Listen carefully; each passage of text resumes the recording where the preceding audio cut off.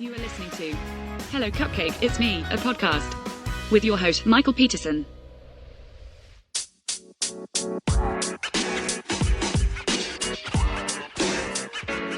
Hey everyone, Michael here with Hello Cupcake, It's Me, a podcast, and today is January 16th, 2025, and isn't it a great time to be alive?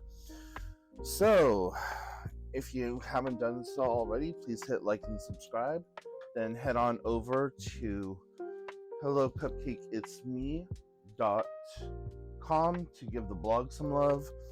And then make sure that you head on over to youtube.com/hellocupcakeitsme to check out the YouTube channel, like and subscribe over there. And make sure you follow me on all the different social medias. And check out my book, Carpe Diem Scroto, 365 Daily Affirmations, found at www.cesthebook.com. So, how is everyone doing? At the time of recording this, it is 6:40 in the morning, and I am getting prepared to go do a cold swim plunge. So, yeah. It is, according to my Amazon Echo Dot, it is 34 degrees outside. So that sounds like it's fun. I can't wait for all of that to take place. And according to my how cold is the water temperature, the water is actually warmer than the temperature outside. So it's 34 degrees, and my thing that tells you how warm the water is says that it's 48.5 degrees. So according to this, it's actually going to be warmer in the water than it is outside. I don't know how that's probable, but hey, whatever, I'll take it. So I didn't go swimming with my friend on Monday like I was supposed to. She called me up and asked me if I would go with her, and I told her that I would. And I woke up that morning to ice being on my car, and I was like, yeah, this isn't happening. Like, we call it calling in chicken. So, she called me the night before. She's like, hey, you down for a swim tomorrow? And I'm like, sure, why not? Well, I woke up and I was just like, oh yeah, we can't be doing this. So, even though it is beyond freezing fucking cold outside, I will be getting myself into that cold water. And then afterwards, I will have to take a shower on the side of the road and get all of the salt water off of me and get ready to go to a doctor's appointment at 9 a.m. So we usually swim from about 7:30 to 8 a.m. And then I'm going to just, like I said, by the time I get showered and everything, get my clothes back on and head into town, it's going to be about 8:15, 8:30, and then I'll just spend the rest of the time in the car with the heater on, warming up, and just, yeah. Oh my gosh. So, if you belong to TikTok, you know that there is the probable TikTok ban happening in just a few days. And in a defiant kind of middle finger to the new presidency coming in, everyone has immigrated. Like, yeah, I guess that's a good word. We've all immigrated to a Chinese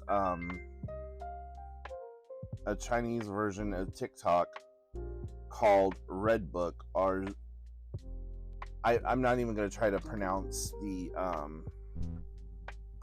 name in Mandarin Chinese, but it's called Red Note, like the color red, and a note like you would pass in class or something. Anyways, so yeah, we all decided that we were going to become refugees, and everyone over on Red Note has been so amazingly welcoming of the TikTok refugees, and they are just so genuinely excited because this is something unprecedented, and they're hoping that it's going to be a great cultural exchange and be a good thing for all of us, because we can learn from them, they can learn from us type situation. And you know, the best way that I can describe Red Note is like Pinterest, TikTok, and Instagram all kind of rolled into one platform. Now, there is one hell of a learning curve because everything is in Mandarin and Chinese, but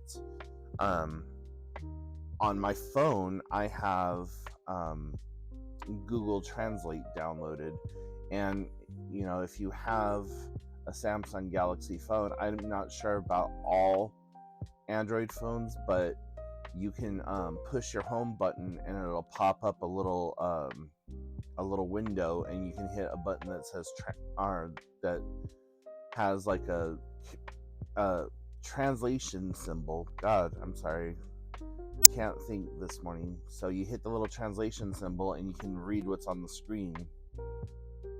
So that's been really helpful. One TikTok creator put on his channel, you know, I'm just out here pushing buttons with a prayer and, you know, just hoping for the best. And literally that's how it is. But it's such a unique platform, and seeing how things are put together. I've watched several videos so far on how to interact with people, and how like how we say LOL, they say like XSML or something like that. And to say thank you, it's 3Q, because that's you put like 3Q on there, and it's like thank you, which is how you say thank you in Mandarin.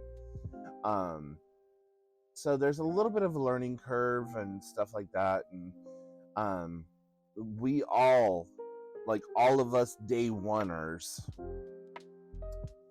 have been telling everyone else, don't come over here thinking that you're going to turn this into like another American platform, because this is not an American platform. This is not America.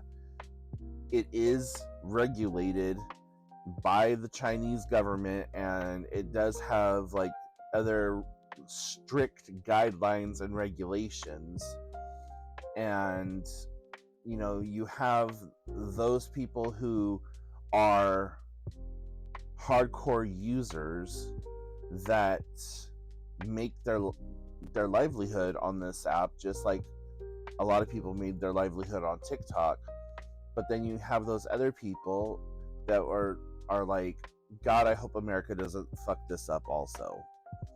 And so whenever I post something, I always post English and Mandarin, and I I've let everyone know since like my very first video and post that that's that everything is in that I'm using a translator. And in just a second, you are going to hear a loud whistling noise. My is done boiling. So what I do is I boil up water for going to the pool or doing my cold plunge, and I put it into a like 15-gallon bucket. So by the time the water is done boiling, I will have lukewarm water to take a shower with. So anyways, going back to Red Note. With Red Note, though, like I said, there is a learning curve. Some of it is in English, and they do have a English translation feature, but many of the people who are on the app don't know English, are in the middle of learning English. And so, from what I understand, the creators of the app, because they had such a huge influx of Americans and people from other Western cultures jumping onto their servers, that it was they're possibly going to be making an update that has more English features, but just for right now, I don't know if that's going to be a thing. But yeah, they've all just been so kind, so welcoming, so like excited, because they never expected anything like this to ever take place. They didn't know like that Americans would even want to be on their platform. So really kind of cool, really kind of exciting. In other news, I was supposed to go out to Portland this weekend, amongst the 5,000 other things that I had to do, and the decision was made for me that was not going to take place. So now my weekend plans have kind of changed. But I have a funeral to go to on Saturday, and then Saturday evening, I have the after party for that funeral, or whatever you would want to call it. So kind of not looking forward to the emotions that I'm gonna have to deal with, but you know, it's okay. Funerals just always make things seem so finalized. You know, there's just, and I know death is finalized in itself, but I don't know. He was a really good guy, and I loved him, and he was so much to so many.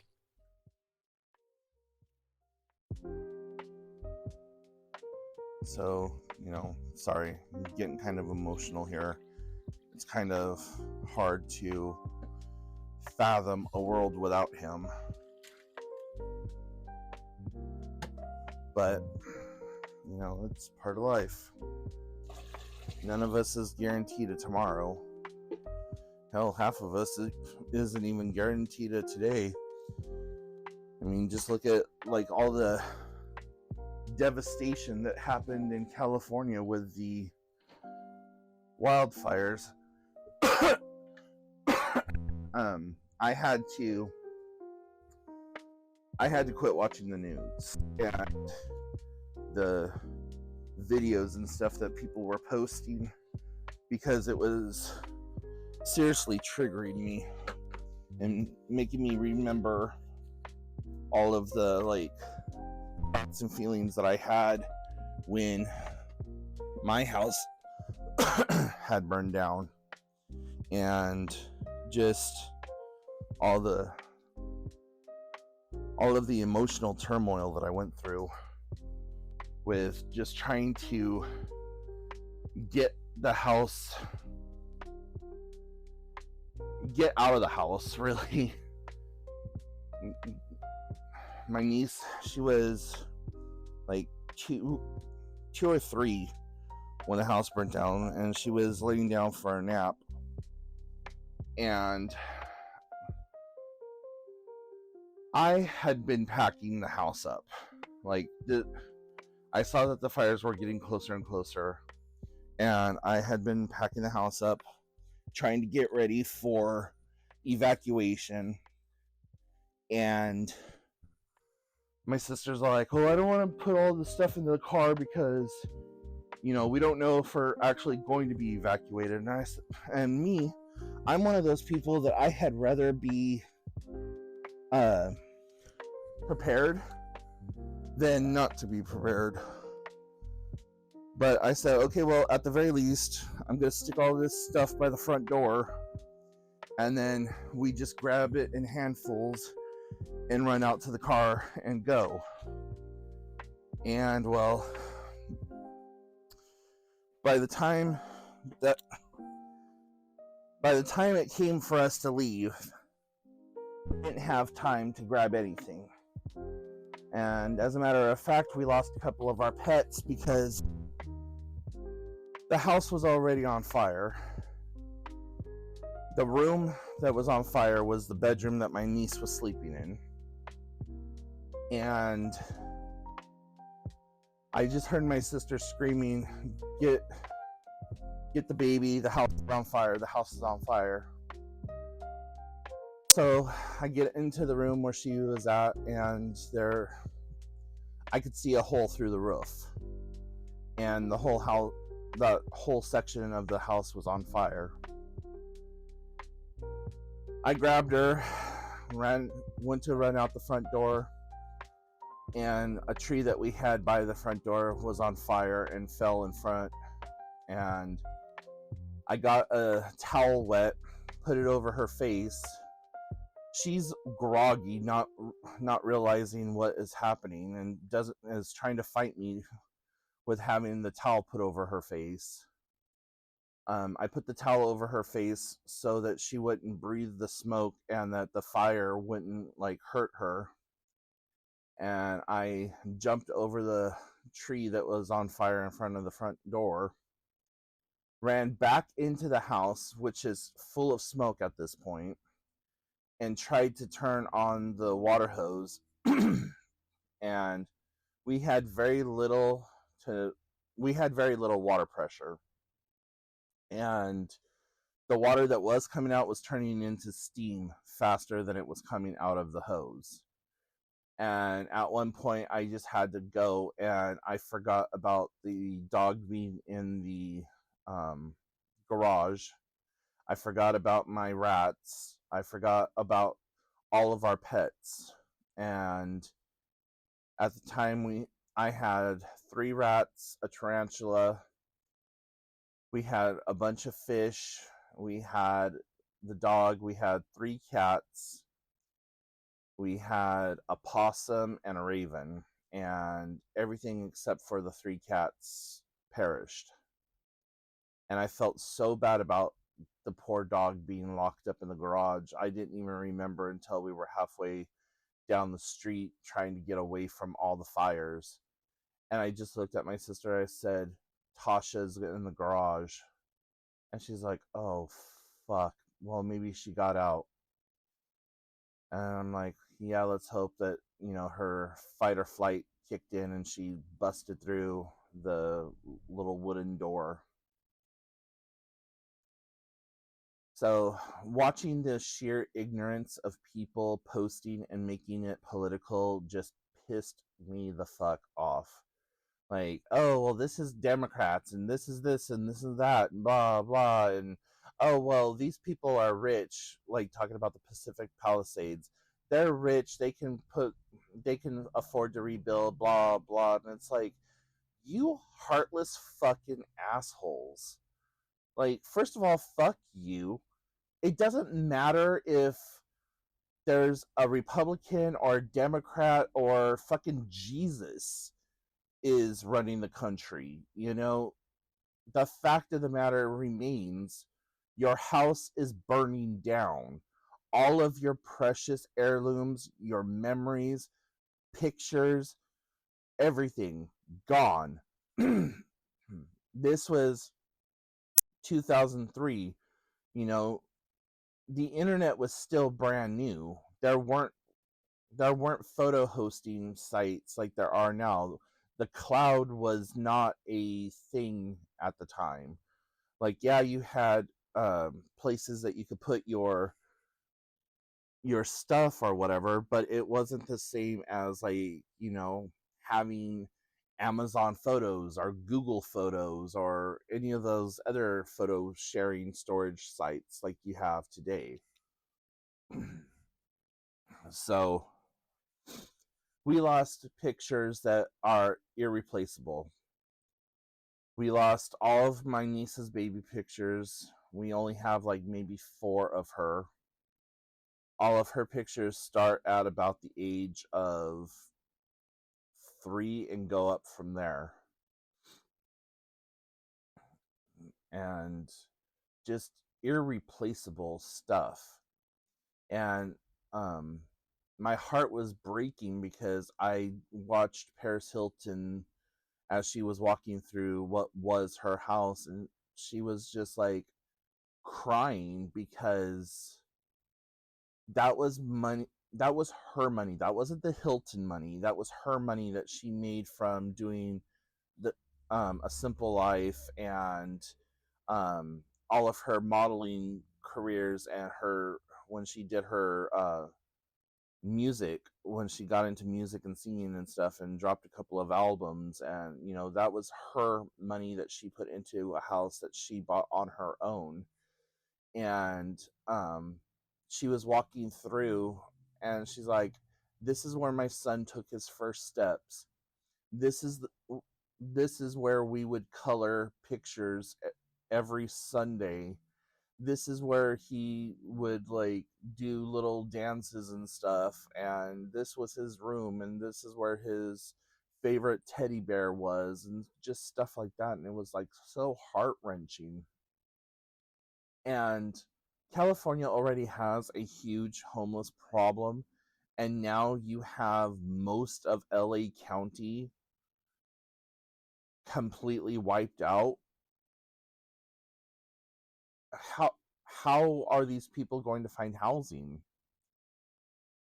Because if it's anything like what happened with us, all the housing in the area went skyrocketing. Places that were $400, $500, $600 a month jumped up to $1,100 and $1,200 a month because, well, greed. That's all it is. Sheer absolute fucking greed. And I don't understand people that like to try to profit off of other people's pain, suffering, and misery. And it was just like, I hope nothing but bad happens to people like that, because that is just disgusting. And I've gotten into a number of fights on social media about it with local people who just like, well, I hope they don't come up here. I'm like, well, where the hell are they supposed to go? Like, instead of hoping and wishing that they don't come up here, how about being thankful to whatever God you feel necessary to bow down to, that they got out with their lives? Just shut up and be a fucking human for a change. Try that out. You've been a dick most of your life. Now try that. So like I said, it's been very triggering, very upsetting, and has caused me to relive certain aspects of being homeless for 2.5 months, and just dealing with the unhealed trauma of it all. But yeah, it's definitely interesting. If you are in a place to try to help someone and you live in the California area and you haven't been ravished by fires, go to a Dollar Tree and just buy a bunch of socks. Get some things, donate them to like FEMA or other charitable organizations. You know, they always are looking for help with like soup kitchens and stuff like that, because a lot of people are displaced right now. A lot of people are scared, they're angry, they don't know what to do, what their next step is. A lot of people were also renting, and most people don't carry rental insurance, and especially if you're low income, you can't afford rental insurance. So, you know, just take a moment and say something to the universe and put it out there, and be decent, be kind, and be loving, because the last thing that anyone needs that has survived something that horrific is more negativity and more rhetoric and more this person should have done this or that or whatever else. You know, it doesn't fucking matter to them right now. It does not matter who the governor of California is. It doesn't matter who the president is. It doesn't matter the fact that the Mango Mussolini is coming back in. You know, none of that shit matters.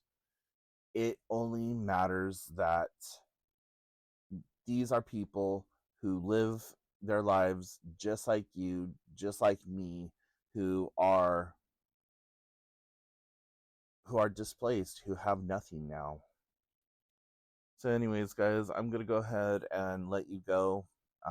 It is almost time for me to walk out the door and go freeze to death. So I will talk to y'all later.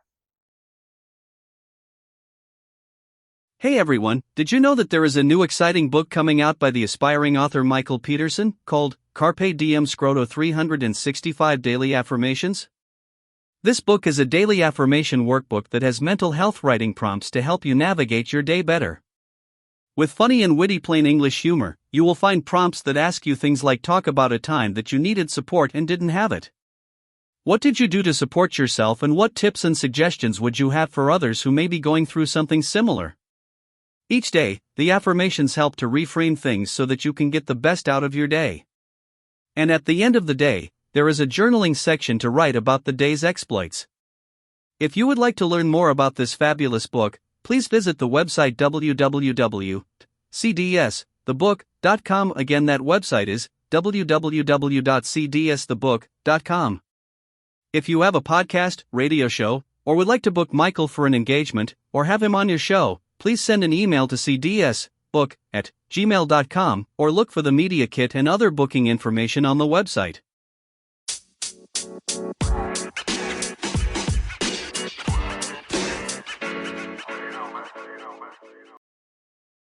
Thank you so much for tuning in. You have been listening to Hello Cupcake, It's Me, a podcast with your host, Michael Peterson. Please make sure to check back often, as new episodes are released bi-weekly. If you have any questions, comments, or concerns, please feel free to send a message to hellocupcakeitsme@gmail.com. And until next time, stay happy, safe, and keep doing the best you can with what you have been given.